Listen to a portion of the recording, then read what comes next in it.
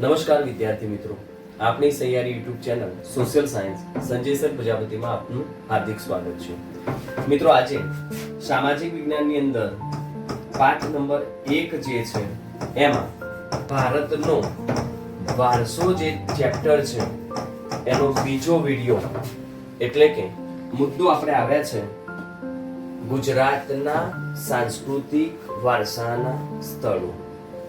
મિત્રો, સમજવાની એ બાબત છે કે ગુજરાતના જ્યારે સાંસ્કૃતિક વારસાના સ્થળો વિશેની બાબત લખવાની થાય, 3 ગુણમાં પ્રશ્ન પૂછાય, 4 ગુણમાં પૂછાય, 1 માર્કમાં પણ પ્રશ્ન આવી શકે છે. તેની અંદર જો 3 ગુણ કે 4 ગુણમાં પ્રશ્ન પૂછાય તો 5 ભાગમાં પ્રશ્નને વિભાજિત કરવાનું છે.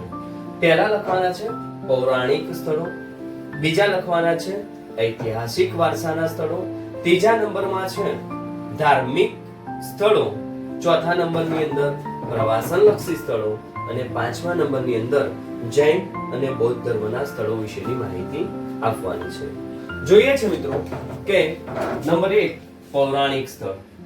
પૌરાણિક સ્થળોની અંદર લોથલ તો ધોળકા ખાતે આવેલું છે, રંગપુર લીંબડી ખાતે આવેલું છે, ધોળાવીરા કચ્છ ખાતે આવેલું છે અને રોજડી શ્રીનાથગઢ રાજકોટ પાસે આવેલું છે. અહીંયા વાત કરવી હોય તો પ્રકરણ નંબર 3 ની અંદર લોથલ અને ધોળાવીરા વિશે આપણે શીખવાનું છે. મિત્રો, લોથલ એ પ્રાચીન ભારતનું સમૃદ્ધ બંદર કહેવાય છે. સાબરમતી અને ભોગાવો નદી વચ્ચેનો પ્રદેશ એટલે લોથલ ગણાય છે અને લોથલમાં વહાણ લાંગરવાના સ્થળ ડોકયાર્ડ પણ આવેલા છે. એ જ રીતે ઐતિહાસિક વારસાના જે સ્થળો છે, ઐતિહાસિક વારસા જેની પાછળ ઇતિહાસ સર્જાઈ ગયો છે એવા તો વડનગર ખાતે કીર્તિ તોરણ આવેલું છે, જૂનાગઢમાં સમ્રાટ અશોકનો શિલાલેખ આવેલો છે, મોઢેરા ખાતે સૂર્ય મંદિર આવેલું છે, ચાંપાનેર નો દરવાજો છે, સિદ્ધપુર ખાતે રુદ્ર મહાલય આવેલો છે, વિરમગામમાં મુનસડ તળાવ છે. યાદ રાખજો, વિરમગામ જે છે એ ખાતે મુનસડ તળાવ છે. ત્યારબાદ અમદાવાદની અંદર જામા મસ્જિદ છે, ઝુલતા મિનારા છે, સીદી સૈયદની જારી છે અને હઠીસિંહના દેહરા છે. જે રીતે મિત્રો આગળ આપણે જોયું કે વિરમગામ મુનસડ તળાવ તો પાટણ ખાતે આવેલું છે સહસ્ત્રલિંગ તળાવ. યાદ રાખજો, પાટણ ખાતે આવેલું છે સહસ્ત્રલિંગ તળાવ. વડોદરા ખાતે રાજમહેલ છે, જૂનાગઢમાં મહાબત ખાનનો મકબરો છે, સમ્રાટ અશોકનો શિલાલેખ ક્યાં આવેલો છે એ પણ જૂનાગઢ, મહાબત ખાનનો મકબરો ક્યાં આવેલો છે તો એ પણ જૂનાગઢમાં આવેલો છે. ત્યારબાદ નવસારી ખાતે પારસી લોકોની અગિયારી પણ આવેલી છે. એ જ રીતે વાત કરીએ છીએ હવે ધાર્મિક પ્રવાસનલક્ષી સ્થળો. મિત્રો, ધાર્મિક પ્રવાસનલક્ષી સ્થળોમાં યાદ રાખવાનું છે ધર્મ સાથે સંકળાયેલી બાબત છે.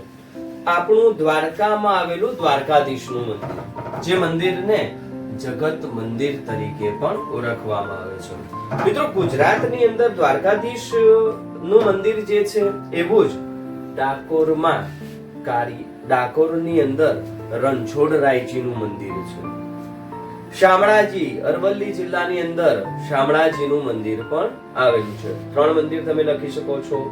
એક દ્વારકામાં આવેલું દ્વારકાધીશનું મંદિર, ડાકોરની અંદર રણછોડરાયજીનું મંદિર અને શામળાજી ખાતે શામળાજીનું મંદિર છે. એ જ રીતે 12 જ્યોતિર્લિંગ પૈકીનું એક જ્યોતિર્લિંગ ગુજરાતની અંદર તો સોમનાથ ખાતે આવેલું છે. એ જ રીતે તમારે યાદ રાખવાનું છે કે ભારતની 51 શક્તિપીઠો છે.